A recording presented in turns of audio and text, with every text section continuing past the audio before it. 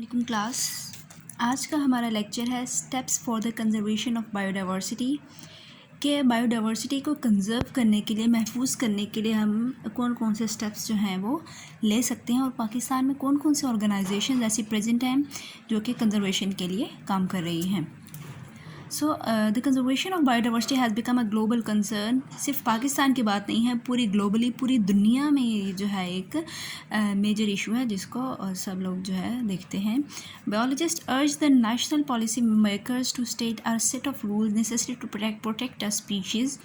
अब बायोलॉजिस्ट क्या करते हैं, जो नेशनल पॉलिसी बनाते हैं, अब उन्होंने क्या स्पीशीज़ को प्रोटेक्ट करने के लिए कुछ जो है हमारे पास सेट ऑफ रूल्स, कुछ ऐसे रूल्स बनाए हुए हैं जो इसमें उन्होंने किसके बारे में बात की है, स्पीशीज़ की प्रोटेक्शन के बारे में, उनकी हिफाजत के बारे में। They demand that laws should define species which are threatened by extinction and must be protected। अब वो उन रूल्स में क्या डिमांड करते हैं कि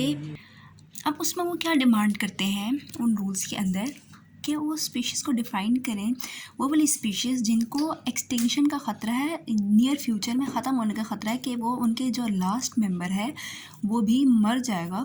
तो उसके लिए वो ऐसे रूल्स डिफ़ाइन करते हैं जिसमें उनको प्रोटेक्शन जो है उनके बारे में वो बताते हैं या उसको डिफ़ाइन करते हैं।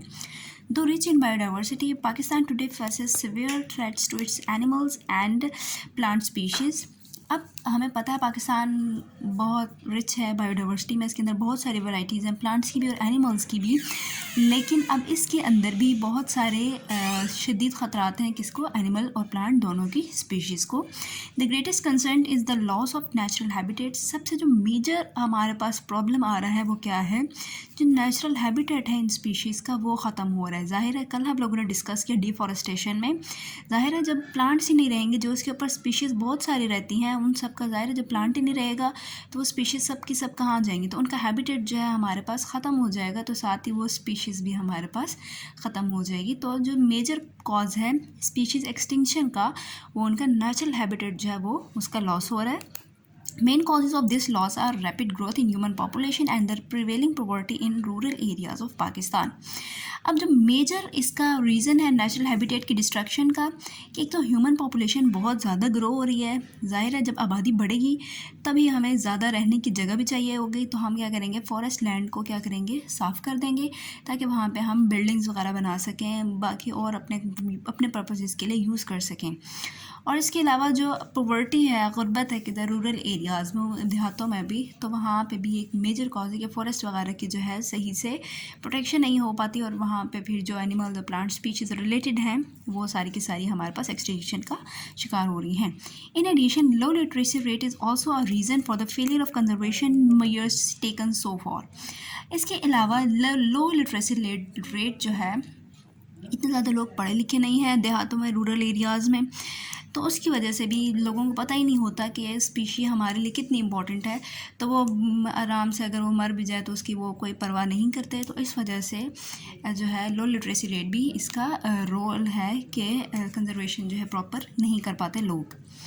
The International Union for the Conservation of Nature and Natural Resources (IUCN) and the World Wildlife Fund Pakistan (WWF) work in close coordination with Pakistan's Ministry of Environment and other government and non-government institutions। अब हमारे पास ये दो institutions के उन्होंने नाम बताए, जो दो बड़ी ऑर्गेनाइजेशंस IUCN और WWF। अब ये दोनों हमारे पास क्लोज कोऑर्डिनेशन में काम करती हैं, किसके साथ, पाकिस्तान की मिनिस्ट्री, कौन सी, पाकिस्तान की मिनिस्ट्री एनवायरमेंटल, जो उसकी मिनिस्ट्री है, चाहे वो गवर्नमेंट हो या नॉन गवर्नमेंट इंस्टीट्यूशंस, उनके साथ मिलकर ये काम करेंगे, ये दोनों ऑर्गेनाइजेशंस हमारे पास। The IUCN has prepared the first national red list of endangered और थ्रेटेंड स्पीशीज़। अब IUCN जो हमारे पास ऑर्गेनाइजेशन है, इसका हमारे पास काम क्या है, सबसे जो पहली नेशनल रेड लिस्ट जो बनाई थी, रेड लिस्ट के अंदर क्या था, उसके अंदर उन्होंने एंडेंजर्ड और थ्रेटेंड स्पीशीज़ दोनों के वो वाले ऑर्गेनिज्म हमें बताए थे जिनको नियर फ्यूचर में एक्सटिंक्शन या एंडेंजरमेंट का ख़तरा था, ज़ाहिर है जिनकी स्पीशीज़ तेज़ी से कम हो रही थी, उसकी लिस्ट उन्होंने प्रोवाइड की थी IUCN ने सबसे पहले। Following are the few examples of environmental work that has been carried out Pakistan in order to conserve species and associated habitats। अब हम देखते हैं कि कौन सा एनवायरमेंटल वर्क है जो पाकिस्तान में हो रहा है for the conservation of species और उसके एसोसिएटेड हैबिटेट्स के लिए। तो हम देख लेते हैं, टोटल है हमारे पास 8। तो हम इनमें से आज फर्स्ट 3 पढ़ेंगे, इंशाल्लाह नेक्स्ट लेक्चर में हम लोग बाकी के 5 देखेंगे। तो फर्स्ट वन है हमारे पास नेशनल कंजर्वेशन स्ट्रैटेजी।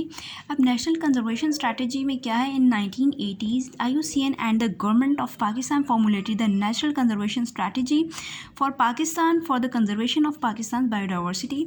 अब 1980s में हमारे पास IUCN और गवर्नमेंट ऑफ पाकिस्तान दोनों ने मिलकर क्या फॉर्मुलेट किया, हमारे पास नेशनल कंजर्वेशन स्ट्रैटेजी दी पाकिस्तान के लिए।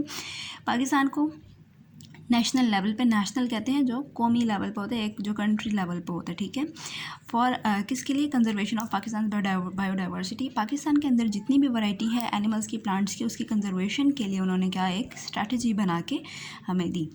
उसके अलावा सेकेंड वन है हमारे पास UN convention on combating desertification CCD। अब इसमें ये कौन सी ऑर्गेनाइजेशन थी हमारे पास, this is an international treaty against damage and poverty in dry lands. अब ये इंटरनेशनल ट्रीटी किसके लिए था, हमारे पास ट्रीटी कहते हैं मुआहदे को, ठीक है। ये एक इंटरनेशनल मुआहदा था जिसके किसके अगेंस्ट, किसके खिलाफ था, damage and poverty in dry lands.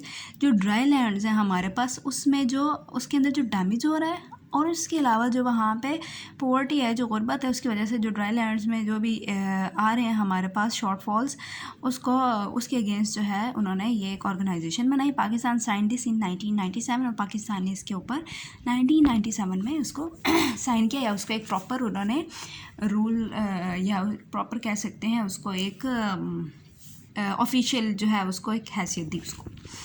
Third one है हमारे पास Himalayan jungle project HJP। It started in 1991 in Palas valley in Khyber Pakhtunkhwa. Khyber Pakhtunkhwa में स्टार्ट हुए सबसे पहले 1991 में। It aimed at protecting one of the richest areas of biodiversity in Pakistan. अब इसका मेजर एम हमारे पास क्या था कि जो रिचेस्ट एरियाज़ हैं बायोडाइवर्सिटी के, मतलब जहाँ पे सबसे ज़्यादा स्पीशीज़ प्रेजेंट हैं, चाहे वो एनिमल्स की हों या प्लांट्स की, तो जो वो वाले एरियाज़ हैं उन सबको जिन्होंने कवर करना है, जिनको प्रोटेक्ट करना है, तो वो किसका, हिमालयन जंगल प्रोजेक्ट का इसके अंडर आता है। और एक इसमें था खैबर पख्तूनख्वा में और ये 1991 में स्टार्ट हुआ। तो बाकी के जो 5 हैं इंशाल्लाह हम कल के लेक्चर में कवर करेंगे। तो आज के लिए इतना ही। Thank you so much.